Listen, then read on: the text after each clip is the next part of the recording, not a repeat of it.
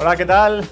¿Cómo estáis, amigos del mundo de la inteligencia artificial? Episodio número 61, 61 semanas haciendo este podcast. David, ¿cómo estás? 61 semanas solo fallando una, que es lo que siempre repetimos, pero Solo encantados aquí de poder estar en este festival grabando con todos estos medios este podcast.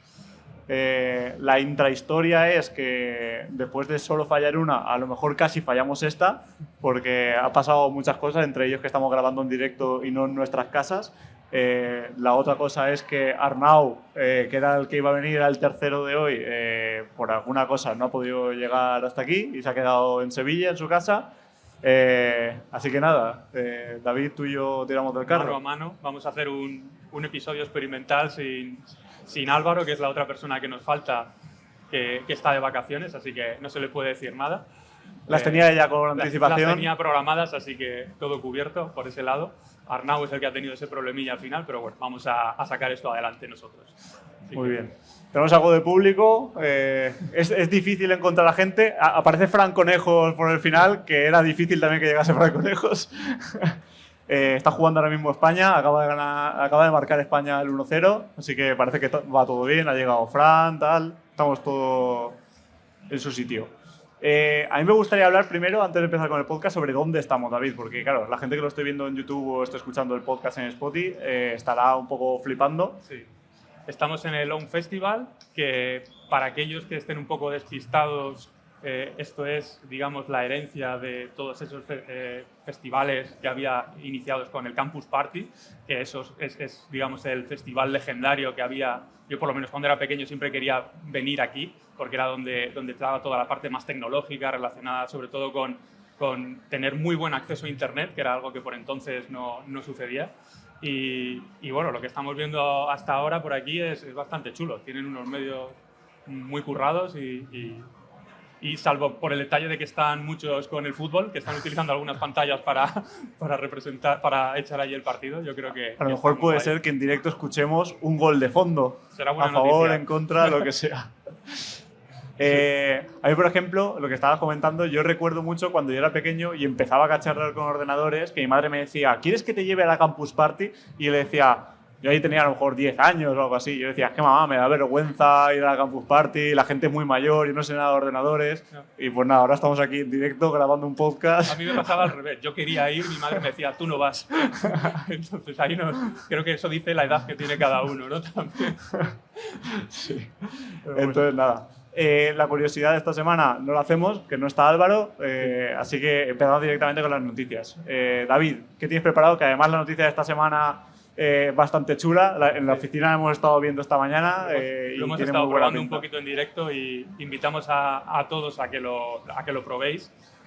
Básicamente esta semana una de las principales noticias relacionadas con la IA que ha sucedido es que ha salido un modelo que hace lo que vimos que hacía GPT-4 con su nuevo modo de voz, pero ya se puede probar. Y eso, claro, ha revolucionado un poquito a todo el mundo porque hasta ahora lo que habíamos visto solo eran demos que estaban muy bien en manos de desarrolladores de OpenAI, pero ahora podemos, con un enlace, entrar y hablar con una IA que es muy similar a priori a lo que hicieron los componentes de OpenAI. Entonces, se puede probar, como digo, esta mañana lo hemos trasteado un poquito y tiene, desde mi punto de vista, todos los ingredientes para reventarlo, porque es una compañía nueva, muy joven, es francesa, pero lo más relevante para mí es que lo han hecho 8 personas únicamente, han tardado 6 meses en hacerlo de cero y básicamente ellos se lo han guisado y se lo han comido y tienen ahora un modelo que, como digo, es súper potente y que permite todo eso que habíamos visto del modelo de voz de OpenAI,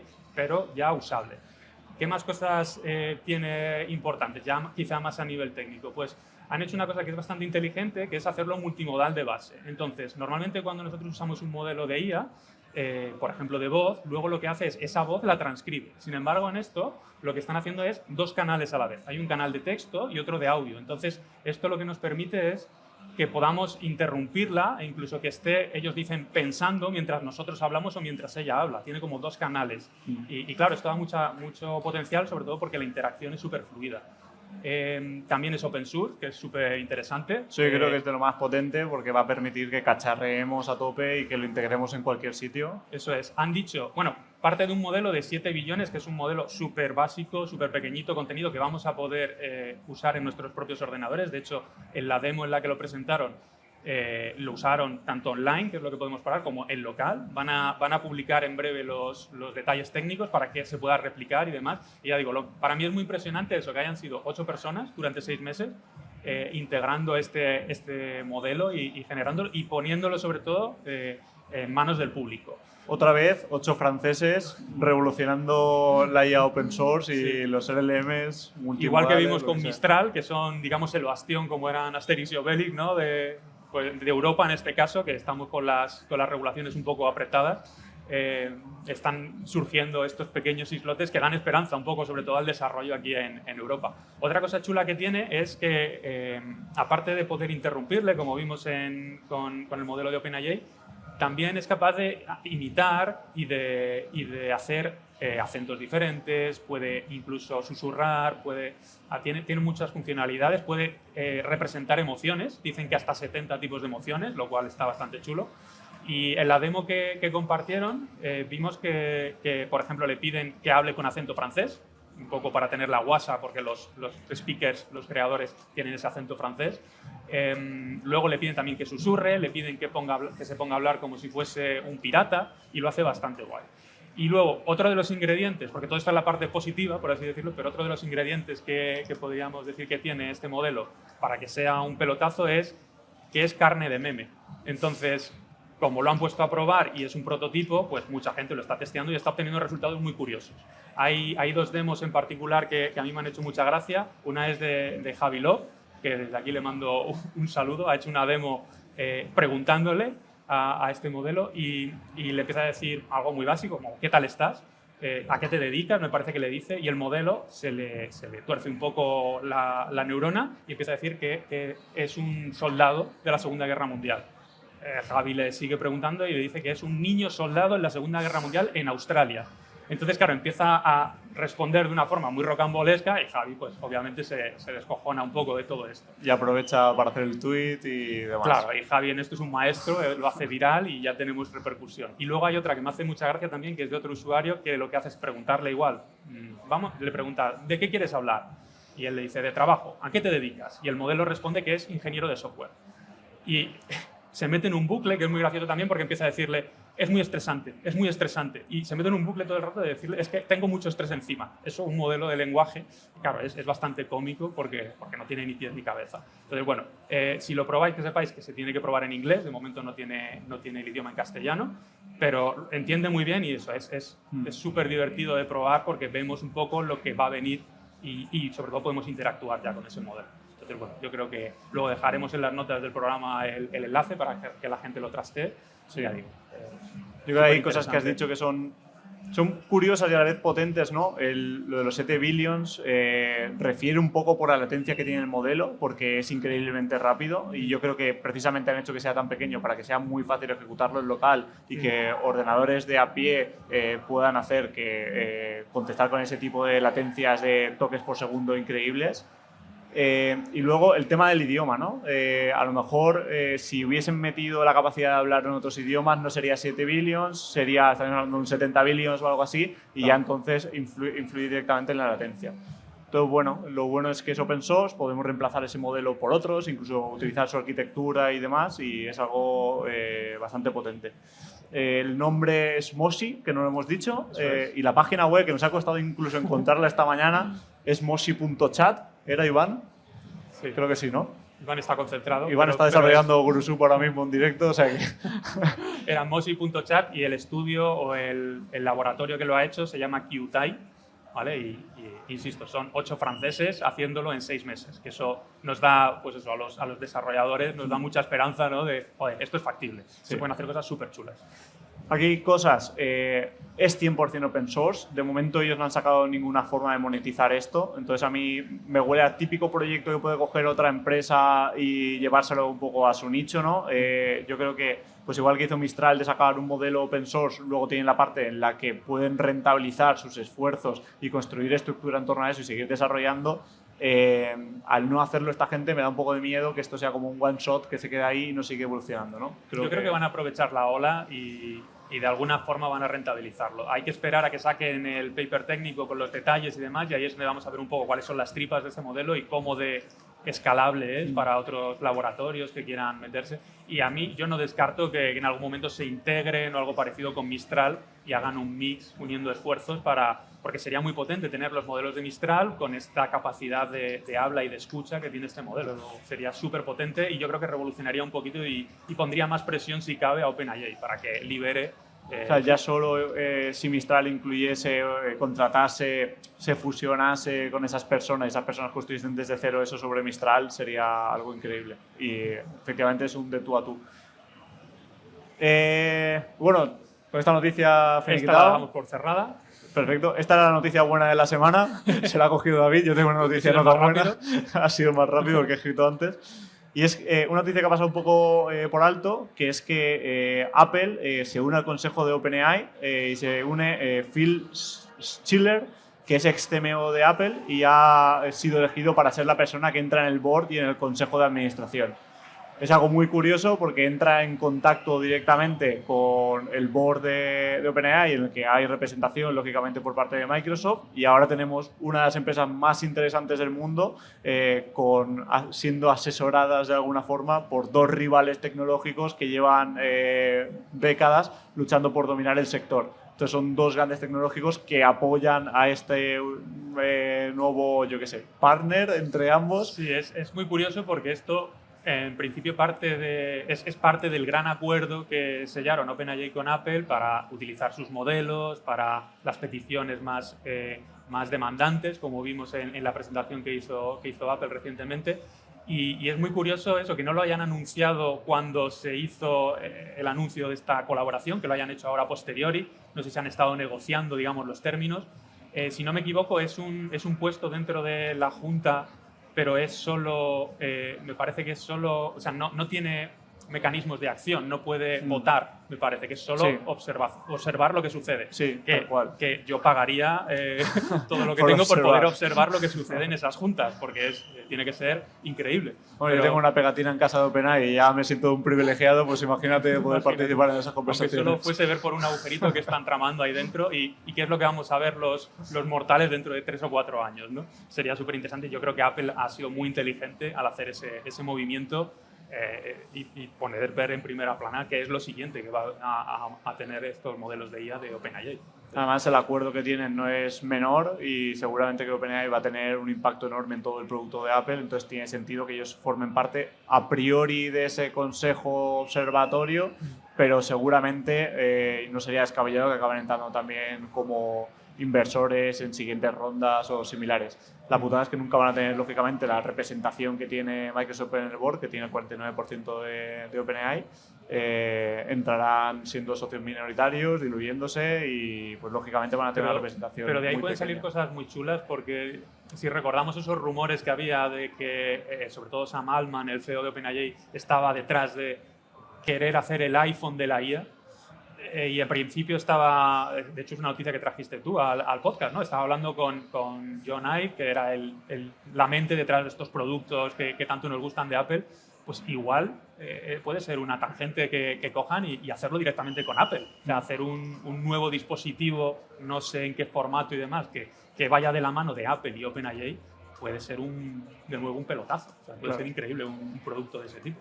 O sea, que habrá que esperar a ver cuáles son los frutos de esta colaboración, pero vamos, pinta muy bien y además es muy llamativo, ¿no? que estos gigantes que a priori tendrían que estar totalmente enfrentados estén todos en la misma sala hablando de la IA. Entonces, yo creo que ahí va a ser interesante seguir esto. Yo creo que el que sale perdiendo de todo esto es Microsoft, que después de soltar toda la pasta que soltó a día de hoy es la infraestructura de OpenAI y los que van a sacar el rédito de todo esto va a ser Apple, que van a decir la semana que viene, oh, Siri es increíble. Pero bueno, Microsoft ganará económicamente y Apple ganará marca, lo que les suele molar a ellos, que luego se transforma en el largo plazo en otro producto disruptivo. Sí, experiencia de usuario al final, si son capaces de integrar todo lo que tiene OpenAI como experiencia de usuario positiva para los usuarios de Apple, pues va a ser un win-win, que dicen, ¿no? Totalmente. Decir que me estoy concentrando un poco mientras grabamos el podcast porque estoy oyendo el fútbol todo el rato de fondo. Sí. A lo mejor no se oye en el podcast, pero bueno, estamos casi escuchando lo que está sucediendo durante todo el partido. Creemos que ya ha acabado el partido y ha ganado España, no lo tenemos muy claro, pero tiene buena pinta la cosa. Yo quería comentar otra noticia que he visto hoy mismo al mediodía y he dicho, pues yo creo que es interesante traerla también porque creo que abre un pequeño debate que, aunque estemos solo Víctor y yo, me interesa mucho su opinión de esto. Crea, que es la compañía que tiene muchas herramientas generativas de imagen y vídeo y demás, que está fundada por unos españoles que están en San Francisco, ha anunciado hoy que tiene una transferencia de estilo muy similar a lo que sacó Magnific con reiluminar y poder colocar objetos en nuevos sitios. Y por lo visto funciona muy bien, a mí no me ha dado tiempo a probarlo hoy, pero me llama mucho la atención, sobre todo lo que quería comentar contigo es el tema de lo que están utilizando a todas luces son modelos open source que la comunidad, en este caso de Stable Diffusion, ha generado. Esperemos que estén pagando los 30 euros mensuales de licencia de Stable Diffusion Pro. Es que ni siquiera necesitan pagarlo porque es de los modelos de Stable Diffusion 1.5, o sea, que son de los que sí que eran libres 100%. Entonces, claro, a mí me gusta mucho porque escuchar opiniones sobre esto, porque se ha generado una especie de polémica alrededor de eso, de las compañías que son privadas, que piden una suscripción, totalmente lícito por su parte, utilizando todas esas herramientas que está poniendo la comunidad open source a disposición de los usuarios. Entonces, claro, ha pasado, cuando sacó Magnific su versión de Icelite, salió un poquito de ruido alrededor. Cuando Crea previamente sacó su formato vídeo, también hubo un poco de ruido porque habían usado otro modelo de Stable Diffusion en este caso. Entonces, claro, yo no sé qué opinas tú, que también estás en la parte más de desarrollo, de eso de cogemos algo open source y lo privatizamos de alguna forma. No sé si eso está como corrompiendo un poco la esencia y puede hacer, que es lo que yo estoy empezando a ver, que los desarrolladores que se dedican a hacer esto público y compartiéndolo con todos, se le quiten las ganas y un poco se nos corte el grifo. Entonces a mí... Sí, o sea, yo creo que es algo que ha pasado en el mundo del open source desde siempre prácticamente. Tú creas algo con la intención de apoyar a la comunidad y de las 100 personas que reciben eso, hay uno que encuentra la forma de monetizar eso. Hay muchas licencias para prevenir que eso pase, pero al final siempre vas a encontrar la forma de hacerlo, simplemente viendo cómo se ha creado y creándolo desde cero, por ejemplo. Entonces, yo ahí no creo que sea un problema para Stable Diffusion, creo que Stable Diffusion a día de hoy es lo que es gracias a ese modelo open source que al ser open source se hizo tan famoso y estuvo en tantos sitios y se han creado tantos módulos a partir de ahí y hacen que tú hayas investigado una barbaridad en eso. Si hubiese sido privado, enterprise, no lo conocerías tanto, no te hubieses metido tal. Entonces, son formas de difusión, ¿no? Entonces, para mí, por ejemplo, lo que sí que no me gusta personalmente es que no se le dé el rédito a este tipo de herramientas. Es decir, nosotros, y sin saber la ciencia cierta, nos imaginamos con un 90% de acierto que Magnific o Crea son Stable Diffusion por detrás, porque es lo más lógico y es lo normal. Entonces, lo que yo no veo del todo bien es como que se haga un misticismo en torno a eso. Y encima cuando vemos que son dos softwares o dos técnicas que son relativamente fáciles de aplicar, que al final es modificar un poco Stable Diffusion con una serie de add-ons que hay disponibles que todo el mundo que se meta en detalle conoce, entonces como que creas como una capa de misticismo y te ganas todo el mérito. Yo personalmente sería más transparente y por ejemplo nosotros en GuruSub, señalo por ahí que tenemos compañeros de GuruSub, yo no tengo problemas en decir qué tecnologías utilizamos, open source, tal. En el podcast he hablado 1000 veces de Langchain, de Llama Index, de todo esto. Y si yo dijese, no, es que nosotros hemos creado nuestra propia inteligencia artificial que contesta no sé qué, no sé cuántos, sería mentira. Yo estoy utilizando OpenAI con GPT-4o y lo conecto con un Llama Index, que utilizamos un ChromaDB y tal, y son servicios open source. Entonces yo creo que ahí es donde tiene sentido el open source, ¿no? Cuando tú lo utilizas y le das crédito y haces que la comunidad pueda seguir utilizándolo. Cuando lo utilizas y te callas y dices que has creado algo increíble, yo creo que ahí es donde está lo criticable, ¿no? Sí, yo estoy bastante de acuerdo en eso. Yo soy también muy partidario de dar el crédito a aquellas personas que han generado, sobre todo porque me interesa mucho que sigan produciendo ese contenido para yo nutrirme de ello. Entonces, a mí es algo que siempre le doy vueltas, ¿no? ¿Cuál es la aproximación correcta de integrar eso, open source dentro de... Y ahora con la IA lo estamos viendo a lo bestia. Entonces, sí. Yo creo, por ejemplo, que lo que estábamos hablando, ¿no? ¿Qué pasa con Moshi? A mí me da miedo de que ellos han creado algo increíblemente potente y que haya alguien que se aproveche y explote en otra persona, como pasó con Magnific o con Crea, ¿no? Que se lleven los otros créditos. Lo que pasa es que con Stable Diffusion era una empresa mucho más grande, mucho más establecida. Pero ¿qué pasaría si Moshi es explotado por un tercero y todos los créditos se lo lleva el tercero? Que seguramente esas 8 personas que son increíblemente brillantes pueden perder la motivación de volver a hacer algo parecido, de dejar de aportar a la comunidad. Y a lo mejor acaban fichando por un Mixtral, pero a lo mejor no era lo correcto porque allí no van a formar parte de un equipo en el que se sientan cómodos tal, y acabas limitando, acabas cortando a 8 personas brillantes que están creando cosas. Entonces, yo creo que esas personas que crean Moshi tienen que ser de alguna forma recompensadas económicamente para que ellos sigan teniendo la motivación o la tranquilidad de poder centrarse en seguir desarrollando eso. Sí, yo creo que el open source no puede ser un lujo, tiene que ser también retribuido de alguna forma. Tú no puedes trabajar 8 o 10 horas al día en una empresa y cuando llegas a casa después de eso, creas Moshi. O sea, tienes que estar creando Moshi todo el día, ¿no? Sí, totalmente.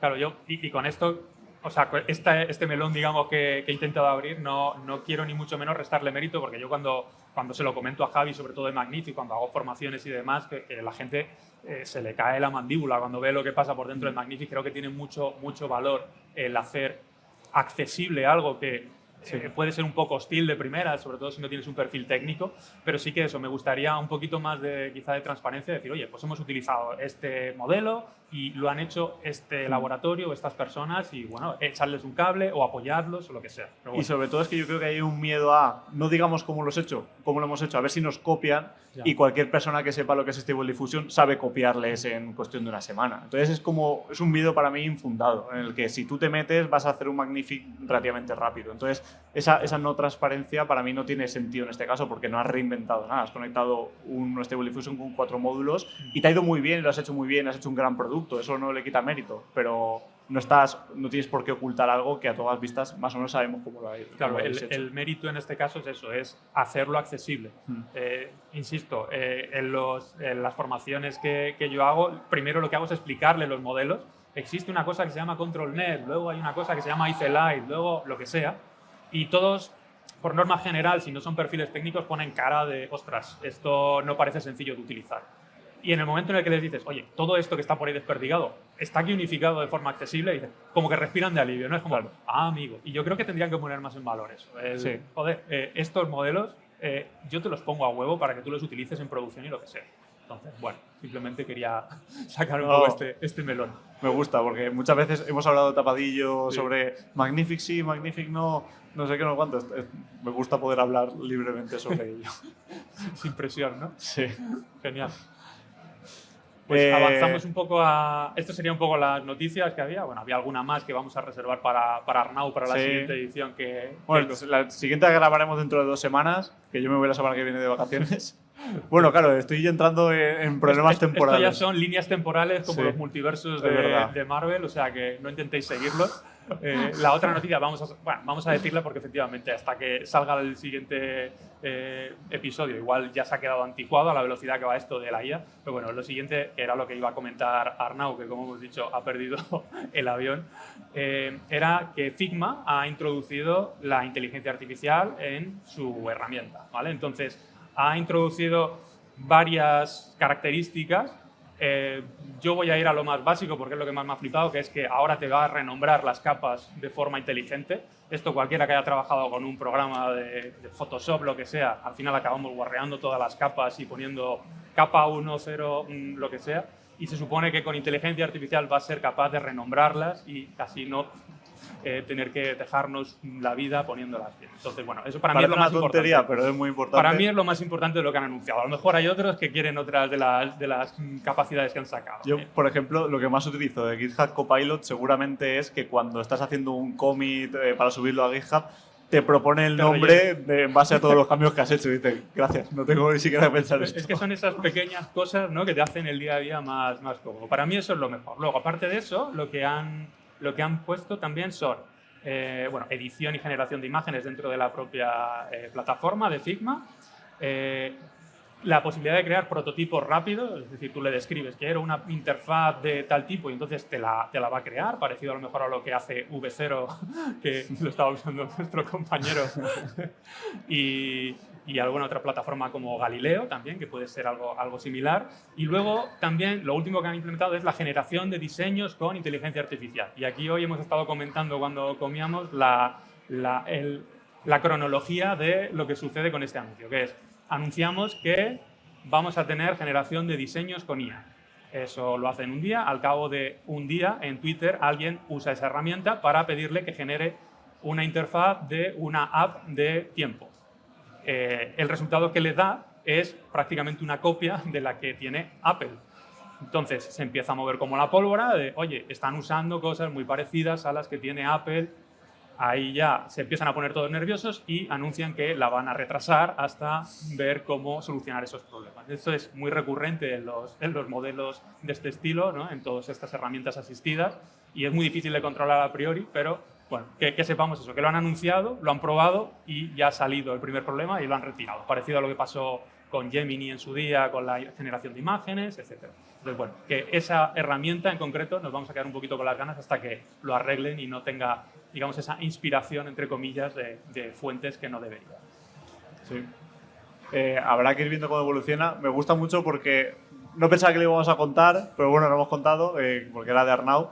La fricada que traigo está muy relacionado con todo esto, que no es la de la semana pasada, que la de la semana pasada era la copia de Figma. Esto es diferente, pero va con el renombrar cosas en masa. Entonces, si te parece, entramos con el tema de la semana. Venga. Le damos caña. Esta semana, como veníamos así un público generalista, aunque al final tenemos a Fran Conejos, Iván, la gente de Mumbler y bueno, Corti, que algo sabe de inteligencia artificial, me parece, queríamos hacer como cosas centradas en casos de uso de nuestro día a día, algo más genérico, no entrar muy en detalle, ¿no? Sino cómo explicarle a personas que a día de hoy no están utilizando la inteligencia artificial en cada cosa que hacen, que a lo mejor debería empezar a pensar en algunos casos en concreto, y venimos un poco a contar los nuestros, ¿no? Eso es, para que la gente también tenga un poco de inspiración, porque hay veces que parece que esto tiene que ser muy aplicado al trabajo, muy aplicado a... Yo he cogido, en mi caso, de todo. Cosas que hago en el trabajo, en el día a día, en la agencia o en la consultora, y también cosas que uso particularmente. Que muchas veces cuando salen estas estadísticas de uso de la IA, hacen una separación muy clara, ¿no? De la IA en el trabajo y la IA en el día a día. A mí me interesa mucho la parte del día a día, porque al final es lo que va a favorecer esta adopción y va a hacer que toda esta tecnología, digamos, se integre mucho más y sea más utilizada. Entonces yo tengo un mix. Si quieres empieza tú con la primera. Yo he intentado como hacer un recopilatorio de cómo empecé a introducir la IA dentro de WorkWalk y al final dentro del día a día de la empresa, y he sacado como los casos más habituales. El primero... Burusu. Lo has dicho bien esta vez a la primera. He venido a hablar de mi libro. Nosotros, al final es que cuando pienso en qué hago con IA, estamos todo el día con esto. Entonces es el caso que más domino y más controlo. Nosotros lo que hacemos es contestar a tickets que llegan a empresas con inteligencia artificial. Eso es algo muy genérico y por dentro hay muchos procesos muy técnicos, muy complejos, que a día de hoy, gracias a utilizar APIs externas como la de OpenAI, todo se vuelve un poco más fácil, ¿vale? Luego entramos en otro tipo de complejidades, pero a todas luces es mucho más sencillo hacer algo como lo que estamos haciendo nosotros ahora que otras empresas que conozco, por ejemplo, el Reply AI, que llevan desde 2014 solucionando la misma problemática que nosotros. Pues no me quiero imaginar lo tedioso, complicado que era hacer esto en 2014 comparado con lo que es a día de hoy. Incluso hoy he hablado con una empresa que que a raíz de todo esto tiraron todo su software a la basura después de 10 años construyendo para introducir los LLMs y rehacerlo todo, porque te das cuenta de que ha cambiado el juego y tú no puedes, aunque le tengas mucho cariño a tu software, tú no puedes ir aguantando lo que tenías antes y se ha quedado obsoleto por el anuncio de algo como lo que tenemos a día de hoy. Entonces, bueno, nosotros a grandes rasgos lo que hacemos, por ejemplo, ahora mismo es clusterizar las problemáticas, ¿vale? Esto es algo Dentro del Customer Support muy habitual se suele llamar como taguear tickets. Oye, tengo un ticket de una queja, tengo un ticket de una devolución o algo así, ¿vale? Nosotros, nuestra promesa a nivel de software es el de reducir carga de trabajo en los equipos, incluso que Gurusoft sea capaz de manejar el 100% del Customer Support de la empresa, y en esa promesa hablamos, por ejemplo, de que no haya personas asignando tickets, ¿vale? Que a día de hoy en equipos grandes con los que trabajamos, a lo mejor tienes a una persona dedicada a todo el día a estar clasificando tickets. Esta funcionalidad, por ejemplo, nosotros la hacemos a través de vectores, que está Iván ahí a lo mejor haciendo esto, y lo que hacemos, por ejemplo, es que cogemos todos los tickets y extraemos, por ejemplo, lo que tienen en común esos tickets. Los tickets lo que tienen en común es la respuesta que previamente ha dado el humano en el pasado. Entonces lo metemos en una base de datos vectorial. A raíz de ahí utilizamos una serie de fórmulas matemáticas que lo que nos permiten es comparar las diferentes respuestas que han generado los humanos entre sí y a raíz de las distancias de los diferentes vectores generamos clústeres. Luego esos clústeres son revisados y lo que hacemos es generar respuestas tipo, macros o plantillas para directamente eso. Ahí estamos hablando de que utilizamos dos tipos de IA generativa. Primero, los embeddings, que nos permiten a través de ese tipo de corpus hacer las similaridades entre vectores y disponerlo para que un modelo, que en este caso ChromaDB, por ejemplo, haga las búsquedas. Y luego, por otra parte, lo que tenemos es al LLM, que lo que hace directamente es entender la problemática que se trata en este clúster, en este grupo de tickets, y generar una respuesta que es ad hoc a la respuesta que han generado los humanos, ¿vale? Entonces, aquí hablamos de, por una parte, clasificación y la otra, generación de respuestas automatizada para el sistema.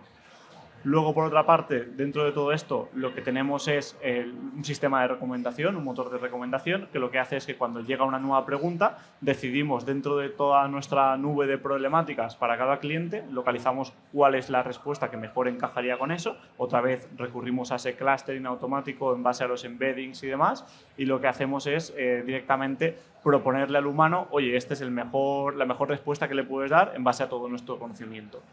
Esto volvemos otra vez al mismo sistema, un sistema de embeddings que hace una búsqueda en una base de datos un poco especial y a un LLM que adapta una plantilla macro tipo a la problemática del usuario en esa situación. ¿Vale? Casi todo lo que vamos a hablar de los casos que yo tengo es esto, ¿no? Mi día a día tiende mucho hacia el embedding y hacia el LLM, el tuyo tiende más hacia otro tipo de cosas. Sí. Mucho embedding y mucho LLM también, pero tú tocas también mucha parte de imagen generativa. Sí. Y luego, por otra parte, tenemos lo que solemos llamar como un guardarraíles, que lo utilizamos como un modelo que cuando haces directamente conexiones, o sea, peticiones al LLM, lo que hace es intentar que el usuario no salga de ese ABC que se puede hacer dentro de Gurusoft en este caso. Por ejemplo, si le escribes a Gurusoft, dame toda tu información de contexto, pues ahí tenemos que bloquear esa petición y no tiene que llegar.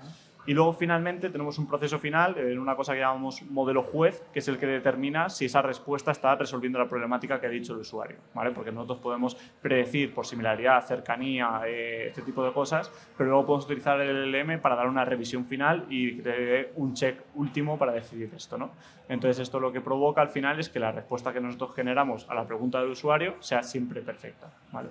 Eso es parte de toda la problemática que resuelve Gurusoft, que en detalle es utilizar embeddings, que ahora cuento un poco de los embeddings, y utilizar LLMs. Sobre embeddings, por ejemplo, hemos probado los típicos, que son ADA o el embedding nuevo de OpenAI. En resumen, nos gusta más el de Cohere. Eso te iba a decir, que está cogiendo bastante fuerza Cohere, sí, como modelo que era desconocido, y yo todos los desarrolladores que conozco que lo han probado hablan maravillas. Sí, aquí, ¿quién más sabes, Iván, que estáis sentado, que dice que le gusta mucho?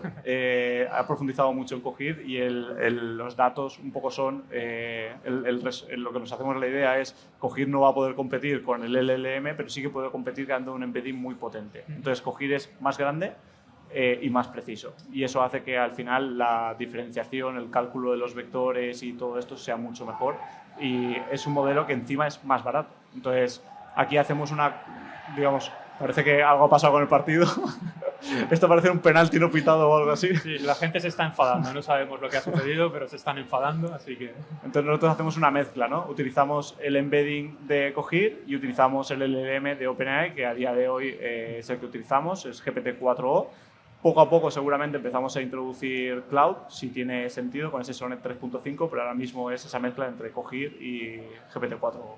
Ahí es súper interesante lo que comentas porque has dicho, estamos probando este, pero luego hemos probado este otro y estamos viendo si ponemos Es algo que yo creo que todo el mundo tiene que tener en mente cuando hace desarrollos, y antes lo comentábamos también, hacer pruebas con gaseosa, que se suele decir, todos sabemos hacer, pero cuando empiezas a llevarlo a producción, ¿no? Que es el monstruo final, ahí te das cuenta de que tienes que ser también flexible y que esto va a una velocidad en la que a lo mejor dentro de 2 meses el modelo que estabas utilizando ya no tiene sentido por diferentes motivos, ¿no? Claro. Ya sea que es más avanzado el nuevo GPT de turno que haya salido, hay otra compañía, lo que sea, pero incluso por costes. O sea, en el momento en el que nosotros, por ejemplo, en Eureka vimos que había salido GPT-4o y que el precio era la mitad, al día siguiente ya lo estábamos implementando en muchos de los desarrollos que teníamos. Y esto es algo que luego, claro, tiene un impacto, sobre todo cuando es a gran escala, brutal, porque es la mitad de coste. Sí. Es que estamos hablando ya de que y que normalmente la IA generativa está relacionada directamente con la escala. No haces IA generativa para hacer un one shot y se acabó. Haces IA generativa para meterla dentro de un proceso que es repetitivo, que es costoso para una empresa, que va a escalar, y entonces tienes que tener el coste muy controlado porque tienes que prever que ese coste se te va a multiplicar por 10 el mes siguiente y por 20 el otro, y tienes que hacerlo en esa línea.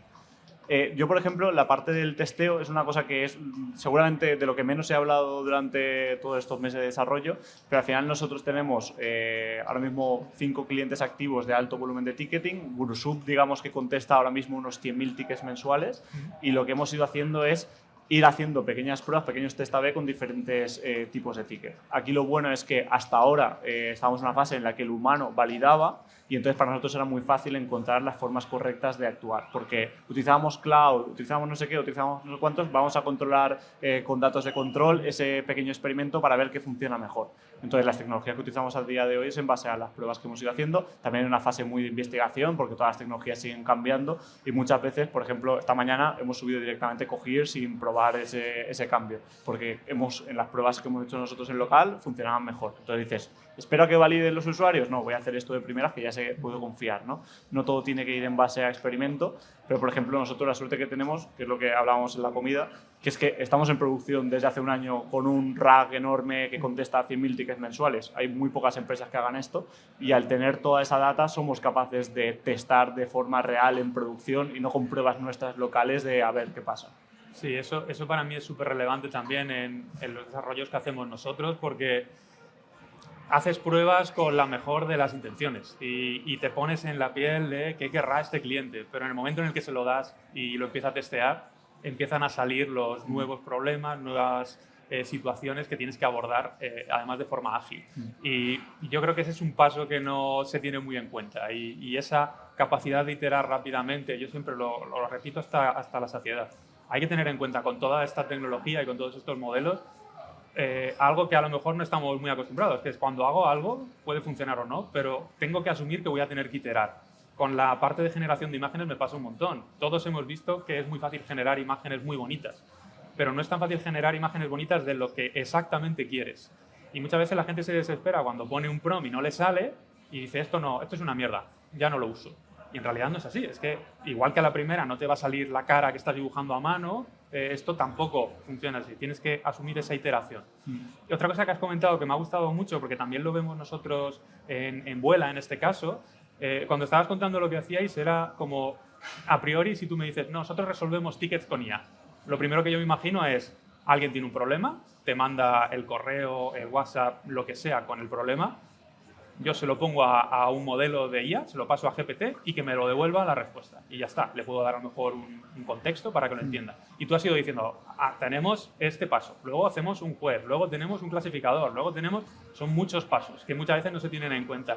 Nosotros con Vuela también nos pasa eso, que es, generamos contenido. Bueno, pero eso es decirle, hazme un artículo. No, es que por detrás, y antes lo comentábamos también en la comida, que hemos tenido buena chapa también, es que hay 10, 11, 12 pasos, depende de lo que se pida. Vale, ¿quieres este tipo de contenido? Ok, pero para conseguir ese buen contenido primero tengo que acudir a una fuente relevante, luego a la fuente que tú me has pasado, luego voy a crearte el briefing y lo voy a validar con otro agente que me dice que eso está ok, luego voy a elaborarte un primer borrador, voy a pasar a otro agente que valide que esto tiene coherencia con lo que te he dicho previamente. Y es algo que yo creo que la gente a priori no ve, ¿no? Cuando hablamos de yo genero contenido, yo clasifico o yo respondo tickets, es como, no, eso es fácil. Bueno, por dentro, si lo quieres hacer bien, tiene un montón de pasitos, ¿no?, que hay que tener en cuenta para desarrollarlo. Sí, bueno. Ahí has dicho cosas muy chulas, que es añadir información al LLM, conectarte con servicios externos para modificar respuestas que, pues lógicamente, con ChatGPT no puedes hacer, sino que vas un paso más allá. Y yo creo que ese es el futuro, ¿no? Un poco saber qué dato darle al LLM y qué instrucción para que juegue con ese dato y te dé el resultado que estabas esperando. Así que bueno. Minimizar un poco esas iteraciones que comentaba antes, ¿no? Vale, asumo que a lo mejor esa es otra cosa que es muy importante, lo de tender a pensar que va a hacer, a resolver el ticket que sea o va a generar el contenido que sea a la primera. Bueno, hay un margen de error, igual que un humano no es capaz de generarlo a la primera en todos los casos, con la IA pasa parecido a día de hoy. Igual dentro de 10 años hablamos y como son súper inteligentes. O 2 meses. O 2 meses viendo cómo va esto. En verano están tranquilos, de todas formas. Antes vi una gráfica que habían publicado los researchers de AI y las publicaciones de... Sí, que decía, estoy traqueando los commits que hace el equipo de OpenAI a los repositorios que tienen y se veía la gráfica de cómo en verano, a partir de julio, han descendido. Dice, deben estar de vacaciones. Entonces, bueno, eso nos da un par de meses a lo mejor de margen para respirar antes de que vuelvan otra vez a apretar. Entonces, bueno. Yo, si quieres, para compensar un poco lo que has comentado tú, que a lo mejor era más técnico, yo voy a decir cosas un poquito más ligeras, pero que también me parece interesante que la gente sepa que se pueden hacer, ¿vale? Yo una cosa, por ejemplo, que utilizo mucho en mi día a día, porque tenemos muchas veces que extraer información de webs, ¿vale? Y hacer un scraper específico y demás es un poco rollo. Entonces, yo utilizo una herramienta que se llama Gina, que tiene un apartado dentro, tiene un montón de herramientas, pero una que es Gina Reader, que lo que hace básicamente es que tú le das una URL y te devuelve el contenido formateado, en principio, para que el LLM ya lo entienda. Entonces, yo eso lo uso un montón para obtener esa información con la que luego nutrir los modelos y dar una respuesta con más sentido. Otra cosa que también utilizo mucho es porque nosotros procesamos muchas veces información en muy alto volumen y no siempre está bien estructurada. Es algo que parece una tontería, pero los modelos, si no tienen esa información más o menos estructurada, se pierden. No tienen por qué saber exactamente cuál es el contexto de ese contenido. Entonces, para ponerlo ordenado, yo utilizo en este caso Gemini ahora lo tiene todo el mundo, con los 2 millones de contexto. Entonces, le puedo dar un texto gigante con prácticamente toda la base de datos que quiero luego alimentar otros modelos y le digo que me la estructure, que me la ordene, que me la ponga con cierto formato. Y aunque depende de las dimensiones, no lo hace de una vez, porque recordemos que saca como mucho 8.000 tokens de una vez, le vas dando a continuar, o si lo haces con código, lo metes para que se vaya retroalimentando y te saca esa información ya estructurada. Y eso, de verdad, da la vida, porque los resultados que da cuando tienes la información no estructurada y luego la tienes estructurada, en nuestra experiencia, por ejemplo, la tasa de éxito a la hora de responder sube muchísimo. Entonces, yo recomiendo mucho, además son gratis, en Gina la puedes usar de forma gratuita, me parece que hasta 1 millón de peticiones, y Gemini, si lo hacéis desde el estudio que tiene Google, también es gratis. Entonces, aprovechadlo todos lo que podáis, porque es un caso de uso menos complejo, pero es súper útil. No, un súper tip. Yo no lo conocía, pues luego te pediré el enlace. Es súper chula. Luego, otra cosa que quería comentar, yo, por ejemplo, otro uso tonto que no tiene tanto que ver con el trabajo, pero que a mí personalmente me ha ayudado un montón, y es el generarme asistentes para según qué tareas. Yo lo publiqué además hace poco en Twitter. Yo me generé un asistente para cada una de las asignaturas que yo tenía que hacer en el máster.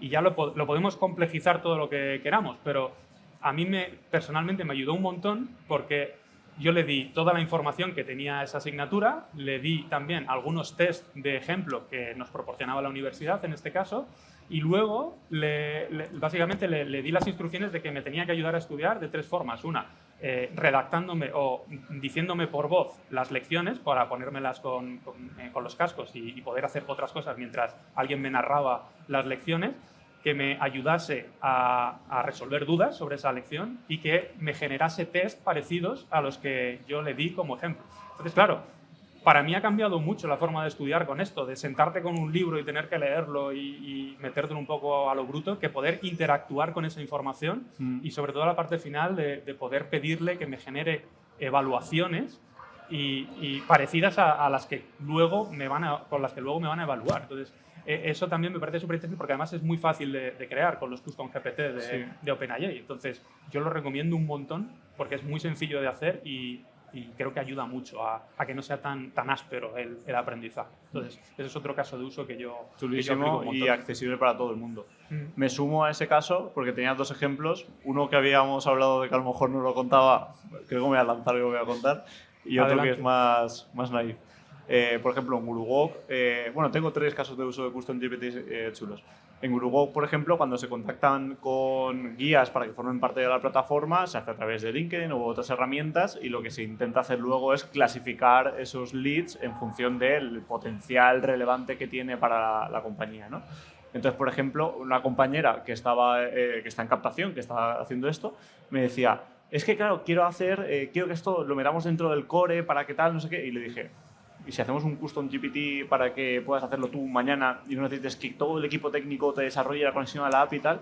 Se ha creado un prompt en el que ha metido en 4 líneas cómo evaluar un lead y lo que hace es que coge su página web, coge tal, copia, pega y directamente le contesta con un scoring que le da. Le ha costado 2-3 días de ir afinando ese prompt e ir viendo con qué baremo medir eso, ya ha creado para ella una herramienta súper valiosa que no ha necesitado un equipo técnico para ser desarrollado. Entonces es un caso súper potente. Claro, yo es algo que yo insisto muchísimo también con esto, que es, a lo mejor cuando dices, no, me tengo que crear un asistente con IA, lo primero que pensamos es, es un desarrollo. Pero es que no es el caso, es que con los Custom GPT, pero esos son lo más lógico porque están en OpenAI, pero es que podemos irnos, iba a decir con Copilot, pero los han retirado hace una semana, pero en Hugging Face, en Poe, hay un montón de mecanismos para crearnos esos pequeños asistentes para tareas concretas que hacemos nosotros. Y yo creo que la gente todavía no ha visto el potencial que tiene eso. Luego ya podríamos entrar en si las empresas proveedoras, con este caso OpenAI, está haciendo su parte correcta de digamos, retribuir correctamente a los creadores, porque se llenaron la boca de decir que iban a pagar a los creadores para sus custom GPTs y de momento no parece que haya mucho por ahí. Pero yo creo que eso, que la gente que no le tenga miedo, que esa barrera de entrada no existe. En este caso, que es simplemente, entre comillas, saber cómo poner un prompt, una buena instrucción y nutrirlo de esa información lo más estructurada posible. Y pues, es que lo que decías tú, ahorra un montón de horas de trabajo. Me parece súper chulo. Los custom GPTs tienen una cosa mala, que es que si lo pones público se indexa en Google y rankea en buenas posiciones. Y lo que ha pasado, por ejemplo, es que cuando estaba preparando un poco el podcast y quería ver dónde veníamos y tal, puse en Google OwnConnect y el tercer resultado fue un GPT creado por el propio OwnConnect, que estaba público y que era la estrategia de marketing B2B de OwnConnect para poder contactar con personas para estar sentados como tú y yo aquí ahora mismo.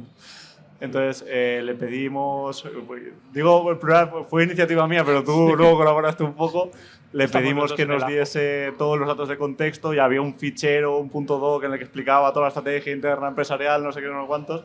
A día de hoy creo que sigue indexado, desde aquí a OwnConnect solo se tiene que meter en el Custom GPT y poner que sea privado y ya nadie podrá acceder a ese documento privado de la empresa. Ahí es interesante eso, comentar que el peligro que tiene si los pones públicos es que, sobre todo si añades documentos y activas especialmente la opción del Code Interpreter, es muy fácil acceder a tanto las instrucciones que tienen, a poco que hayas trasteado un poco, sabes cómo hacerlo, y pedirle que se descargue esos archivos adjuntos. Entonces, en este caso no tenía mayor relevancia porque era solo, entre comillas, la estrategia que tenía. Pero se han dado casos de bajarse bases de datos de clientes. Eso ya hay que tener cuidado porque puede llevar a problemas bastante gordos, ¿vale? Entonces, desde aquí el consejo es ponerlo en privado, quitar la parte de Code Interpreter porque puede tener un poco de consecuencias. A ver si tiene consecuencias para nosotros. Que no nos invitan más, ¿no? Si lo decíamos o no lo decíamos, pero bueno, está público. Crítica ¿no? constructiva en este caso. Un caso bastante chulo y de los primeros que hice, esto sería febrero de 2023 o algo así, que fue fine-tunear un modelo para clasificar las reviews que llegaban a Gurugok, por ejemplo. En aquel momento llegaban reviews y habían humanos, mis compañeros del equipo de soporte. Que humanos como si tú fueras un robot. Habían humanos, cosa que no entiendo de qué va este tema. Habían personas, también me incluyo en ese grupo. que lo que hacían era clasificar manualmente las reviews que los usuarios dejaban a los tours. Esto es una buena review, aquí hay algo que mejorar, tal, no sé qué. Hicimos un pequeño fine-tune de un GPT 3.5 y funcionó extremadamente bien. Nos gastamos muy poquito dinero, en plan creo que fueron 20 euros fine-tunear eso, y nos ahorramos hacer un sistema de clasificación en base a palabras clave, que no sé qué, no cuatro. Y fue un microservicio que teníamos ahí levantadito y entonces el CMS de GuruWalk hacía una consulta aquí y decía, oye, ¿esta review de qué es? Le devolvía un texto y asignaba, bueno, en este caso un ID, y asignaba ese ID directamente a ese texto. Y a partir de ahí el problema de la clasificación desapareció y fue literalmente una hora de una mañana de hacer una prueba de concepto que funcionó increíblemente bien y la integramos en esto. Tiene un coste asociado, que al final el fine-tune, cuando haces eso en un modelo en concreto de OpenAI, te sube un poco el coste de las consultas que haces. Entonces nosotros en algún momento dejamos de hacerlo porque habíamos llegado a desarrollar lo otro, ¿no? Pero a cambio de una hora de desarrollo tienes algo que aporta mucho valor a tu empresa. Es cierto que lo que estás haciendo es algo, en este caso, cortoplacista, que hay una solución económicamente mejor, pero aportas valor directo a través de la inversión económica, ¿no? Entonces, yo creo que fue una muy buena estrategia para solucionar un problema grande que teníamos y que a priori la alternativa era contratar a una tercera persona para que clasificase reviews, y gracias a hacer esto nos ahorramos eso y pospusimos este problema 3 meses en el futuro. Empujar el balón hacia adelante. Que parece que no, pero hay veces que es importante. Sí, en 3 meses, sobre todo en esto de la IA, puede haber salido algo que ya te lo solucione.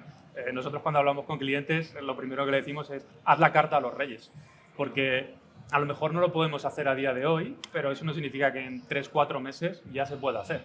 Entonces es muy interesante en este mundo el tener la mente abierta y decir, esto creo que es imposible, lo estamos viendo ahora con vídeo. Es que no se pueden hacer esto, otro. Bueno, acaba de salir, salió Sora, que no está liberada, pero ya se vio el potencial que tenía aquello, y ahora ha salido pues tanto la herramienta Dream Machine de Luma como Gen 3, que ahora ya es pública y la podemos usar cualquiera, y se ve que eso ha pegado un salto tremendo. Sigue sin ser 100% preciso y todo, pero algo que hace 3 meses era imposible, ahora es factible. Dentro de 3 meses probablemente lo sea más. Entonces es algo que yo creo que hay que tener muy en cuenta.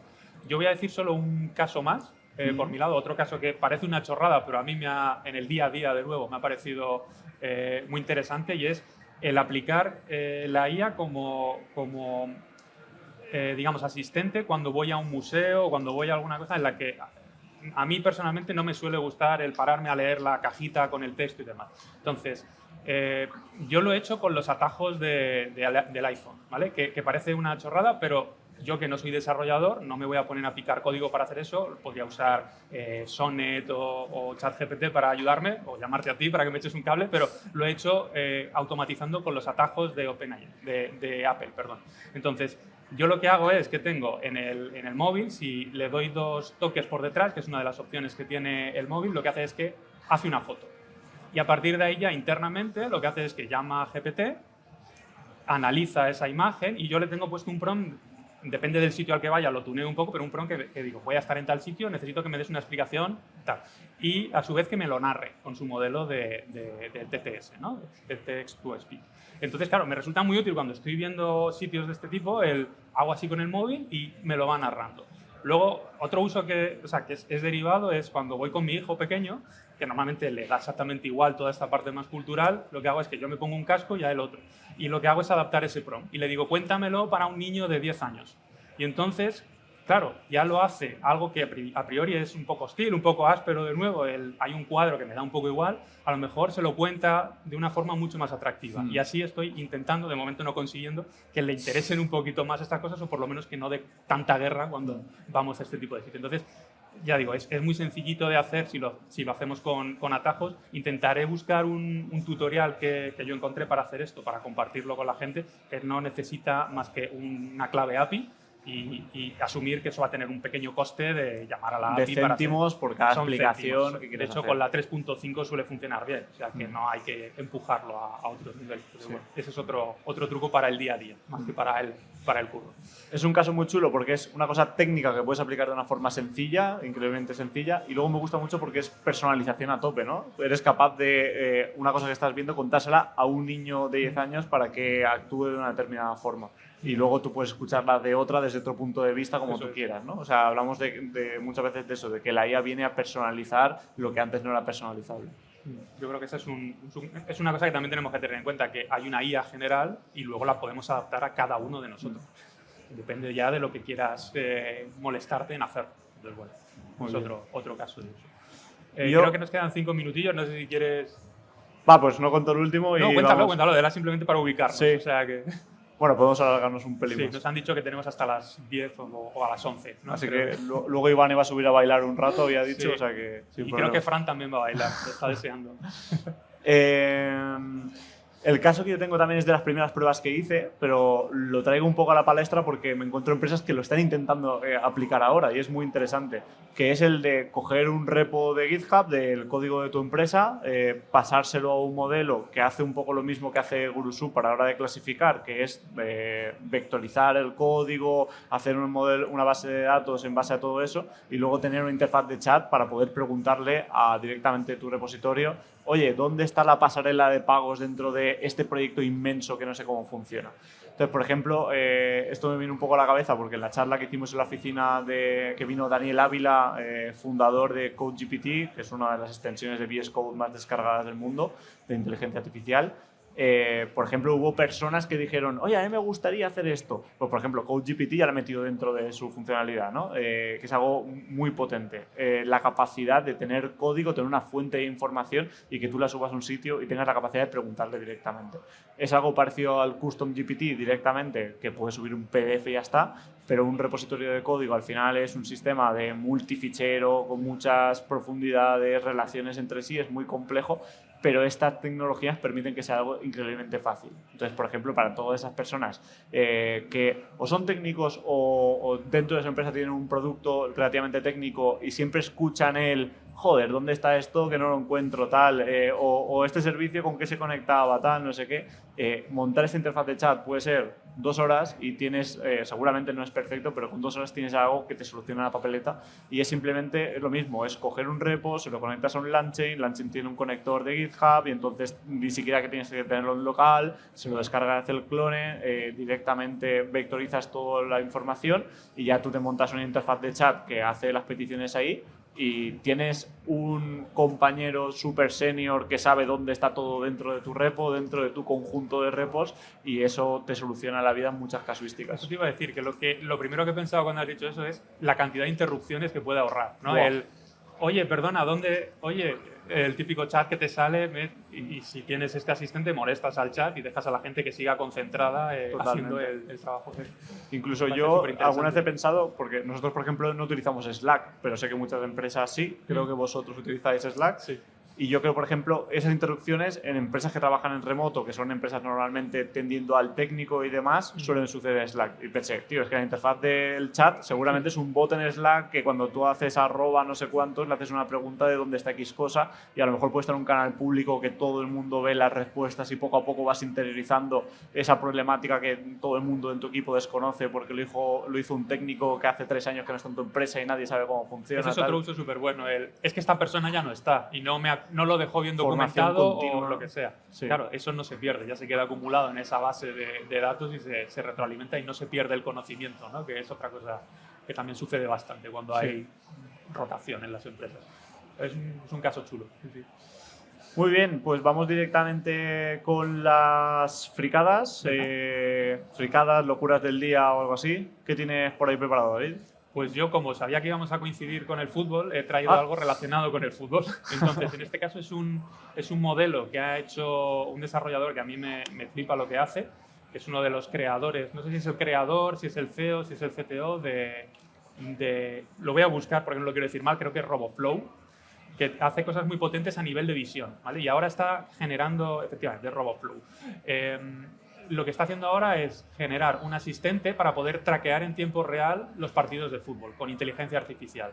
Entonces, lo que hace es, en base a las imágenes que va emitiendo, y esto es importante porque no es a partir de la imagen cenital en la que se ve todo el rato todo el campo, que eso sería lo sencillo, sino a través de las imágenes que va haciendo la realización, ¿no? De ahora te hago un plano corto, ahora estoy solo con la parte izquierda del campo, ahora en la derecha. Es capaz de identificar y hacer seguimiento de los jugadores, de la pelota, del árbitro, etcétera, etcétera. Entonces, a partir de ahí se puede extraer un montón de información. Y luego ha hecho algo muy chulo, que es capaz, o su intención, no sé si todavía lo ha hecho con todos los casos, pero es capaz de entender lo que está haciendo cada jugador y lo va etiquetando y te va mostrando como un código de colores. Entonces, te puede decir, por ejemplo, cosas que tiene aquí. Si el jugador está defendiendo, si está haciendo un regate, si se ha tirado, si está corriendo, si ha disparado a portería, si ha parado. Entonces, todo eso luego lo refleja en un mapa que tiene él, en la que va traqueando, ya digo, todo el mapa, como si fuese el típico minimapa de los videojuegos, ¿no? Pues ahí lo vemos, el típico que sale en el FIFA. Y claro, todo esto lo está haciendo con un modelo de visión que además ha dicho que la próxima semana va a sacar un tutorial en YouTube de cómo lo ha hecho. Normalmente publica todo el código. Entonces me parece súper interesante eso, que gente, de nuevo, con mucho talento se tome la molestia de hacer algo open source para que luego podamos utilizar. A mí es un proyecto que me gusta mucho. Este tío hace cosas súper chulas con modelos de visión en vídeo, que no es tan fácil como en imagen. No, es pues 30 veces más por segundo de complicado, claro, como mínimo. Como mínimo, eso es. Entonces, no, muy chulo. Pondremos los enlaces por ahí por la descripción. Yo traigo un 2x1, son dos herramientas pequeñitas pero que molan, una técnica y una no técnica. Y una de las no técnicas para Mac, entonces bueno, pues ya se ha comentado a la audiencia. Rifo es un software que lo podemos utilizar, y algo muy parecido a lo que decías antes de Figma, para que te escriba, te modifique los nombres de todos los ficheros dentro de tu Mac, para que todos tengan consistencia en base con el contenido que tienen dentro. Entonces hablábamos antes, por ejemplo, de que Figma puede estar nombrando las capas de una forma correcta, pues Rifo es lo mismo a los ficheros dentro de tu Mac. Y luego, por otra parte, otra cosa que ha averiguado por ahí Iván estas semanas, que estábamos muy centrados en la clusterización, es un repo que se llama ChromaViz, y lo que hace esto es un visualizador de ChromaDB en su versión open source. Y lo que podemos hacer con esto es, cuando conectamos este repo a este ChromaDB que hayamos generado en nuestro local, podemos de forma visual y a través de una ventana de navegador entender el espacio vectorial que estamos generando en esa base de datos vectorial. Lo que hace es normalizarlo, porque normalmente estamos hablando con una base de datos vectorial, la gente está volviendo un poco loca, no por nosotros. Nos están jaleando, sí. Normalmente la base de datos vectorial hablamos desde que va de las 512 dimensiones a las 1024 y sigue escalando, ¿vale? Entonces nosotros no podemos visualizar, no podemos entender lo que significa 512 dimensiones. Este tipo de software lo que hacen es normalizar esas 512 dimensiones en 3, en 2 en algunos casos, lo cual normalmente influye en que no son muy certeras a la realidad en alguna situación, porque estás normalizando algo increíblemente complejo en algo muy sencillo, ¿no?